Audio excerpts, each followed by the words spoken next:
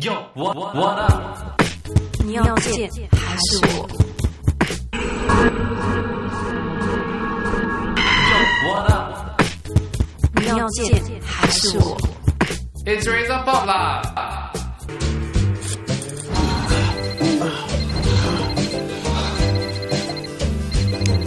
My mother's dead.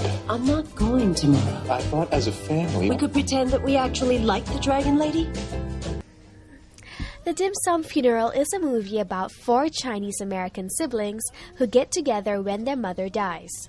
Despite resenting their mother's overbearing ways when she was alive, the siblings will have to get along in order to prepare for their mother's traditional Chinese funeral, her last dying wish. In the process, the 4 siblings learn more about their roots while dealing with their own personal issues. A story about family and culture, The Dim Sum Funeral has its own set of surprising twists and turns.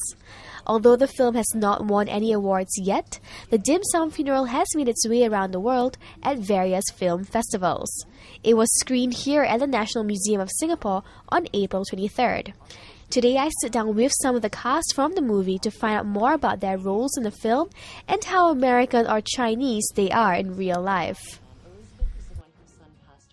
Buried next to his mother and father. Our father was cremated. Oh yeah, his ashes ended up in the vacuum cleaner. By mistake. I was young.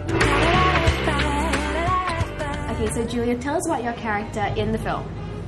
I play Elizabeth. She's the eldest sister of 4 siblings, and she has lost her child. She's a very embittered woman, and she sort of epitomizes who the mother character in the show is. As the eldest, she sort of has taken on that the quality and the character traits of the mother who has passed away. And she's not a very pleasant person to begin with. Right, but in the character in the film, how Chinese is she in the film? She seems to be very westernized, you know, and getting in touch with her Chinese side when all the siblings get together. Right, that's part of the story plot. The fact that even though they were raised as, you know, they're obviously Chinese, but being raised in America, they're very out of touch with Chinese customs and rituals, combining that with the fact that they don't like each other. So that's the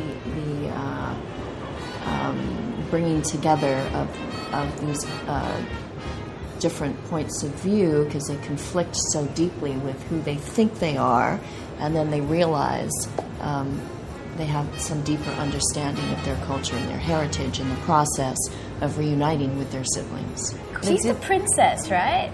She's described as the princess. She's the youngest, so if youngest children are always a little bit more taken care of and spoiled, then yes, I guess she could be considered the princess. She's the film is about 4 siblings, Asian American siblings, who come together to bury their mother in a traditional Chinese funeral.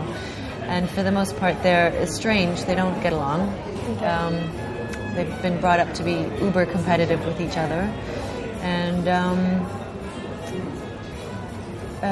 over the course of the 7 days, they reconnect, I guess is it in a nutshell. But there's a lot of different twists and turns that the movie takes.